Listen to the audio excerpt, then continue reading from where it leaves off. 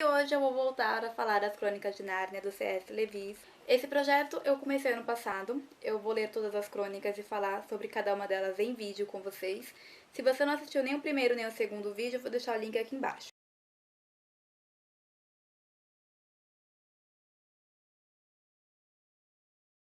Hoje é a terceira crônica, O Cavalo e Seu Menino. Então, vamos conversar um pouquinho sobre ela. Cavalo e Seu Menino vai contar a história do Shasta, que é o menino, que é o principal, que ele vive em Calormânia. Calormânia é uma das terras distantes de Nárnia e de Arquelândia. Nárnia e Arquelândia são as terras do norte, então Calormânia seria mais ou menos as terras do sul. Ele vive com seu pai, que é um pescador, numa vila, um vilarejo, e ele é muito maltratado. Certa noite chega nesse vilarejo um Tarkaan. Tarkaan é um cara que tem muito dinheiro, tem muitas posses, e ele pede abrigo para passar a noite. O pai do Shasta oferece a casa e oferece tudo de bom e do melhor que tem. E em determinado momento da noite, o Tarkaan faz a proposta de comprar o Shasta. O pai do menino fala que não vai vender, que é o único filho, que a mãe morreu e tudo mais, faz aquele drama todo.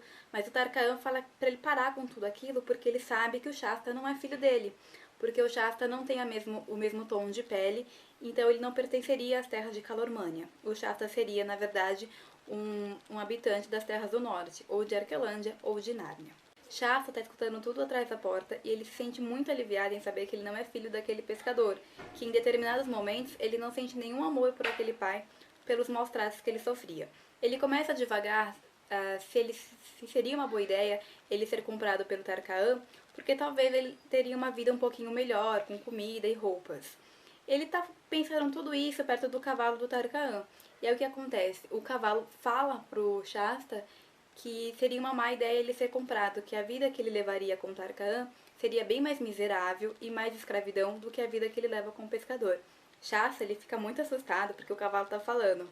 Mas o Bri, que é o cavalo, explica para ele que ele foi sequestrado há muito tempo e que ele pertence às terras de Nárnia. E ele tem o sonho de voltar para as terras dele, onde ele pode ser livre novamente. Então os dois bolam um plano de fugir para Nárnia. E eles fogem naquela mesma noite. O caminho de Calormânia até Nárnia é muito longo mesmo. Eles têm que passar por vários lugares. E acontece muita coisa. Em determinado momento dessa viagem, eles acabam encontrando uma outra fugitiva, que é a Aravis e a sua égua, Aravis, ela é uma menina, também, que nem Shasta, e ela tá fugindo de casa porque o pai dela quer casar ela com um cara muito velho. E ela não quer isso pra vida dela, então ela resolve fugir. E a que é uma égua, também falante, pertence a Nárnia e pertence a Aravis, e elas bolam também o plano de fugir para Nárnia. Então, Shasta e a Aravis se encontram, eles não se gostam em primeiro momento, eles não se dão muito bem, mas como os quatro, na verdade, têm o mesmo objetivo, eles se juntam, porque juntos eles chamariam menos atenção. E aí tem mais um longo trajeto até Nárnia, e uma das coisas que eles têm que fazer é passar por uma cidade, por dentro da cidade, sem chamar a menor atenção. Então eles bolam um plano de, caso alguma coisa dê errado, né, nesse trajeto todo, deles se encontrarem em algum lugar depois, né, caso alguém se perca aí.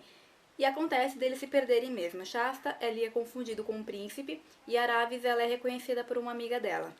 Então os dois meio que se separam, e nessa separação cada um acaba vivendo uma aventura diferente.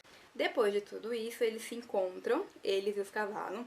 Shasta conta o que aconteceu com ele, e Aravis conta o que ela ouviu. E ela ouviu um plano um pouco diabólico. Ela escuta que Arquelândia vai sofrer uma invasão, porque o príncipe da cidade onde eles estavam vai declarar guerra por um motivo lá que eu não vou falar, que vocês precisam ler a história. E aí o que acontece? Eles decidem que eles precisam chegar a Arquelândia e avisar o rei Luna do que vai acontecer, porque o rei lá não tá sabendo de nada. Então eles partem em disparada para Arquelândia. E também acontece um monte de coisa. Eles finalmente chegam em Arquelândia, o Shasta faz o que ele tem que fazer e Aravis faz o que ela tem que fazer. E eu não vou contar o final, porque aí vocês precisam ler, tá, gente? Mas acontece que eu adorei como tudo terminou. Essa é uma crônica muito interessante, porque ela acontece no período em que as crianças da crônica, o Leão, a Feiticeira e o Guarda-Roupa, que é o Pedro, o Edmundo, a Susana e a Lúcia, estão em Nárnia. É aquele período em que eles entram no guarda-roupa, ficam em Nárnia, eles crescem lá, ficam adultos, depois que todo mundo sabe que eles retornam, né? Mas essa crônica acontece exatamente nesse momento em que eles estão lá, tá bom? Alguns desses personagens aparecem, o Edmundo, a Susana e a Lúcia aparecem nessa crônica, somente o Pedro que não. E o Túmulo também, o personagem da outra crônica, também aparece, tá bom, gente? E é por isso que essa crônica é muito interessante, porque por mais que ela não tenha nenhuma ligação com eles, quer dizer, tem uma ligação porque a Susana aparece e tem um motivo porque a Susana aparece nessa crônica, é interessante pra gente saber, né, o que acontece além dos reis e rainhas. A próxima crônica é o Príncipe Caspian. Pra quem assistiu o filme já sabe mais ou menos do que eu vou falar. Se você não sabe, então você aguarde o próximo vídeo. Aí se você gostou do vídeo, você já sabe, dá aquele joinha, compartilhe, deixa um comentário aqui se você já leu ou quer ler as crônicas. E a gente se vê no próximo vídeo.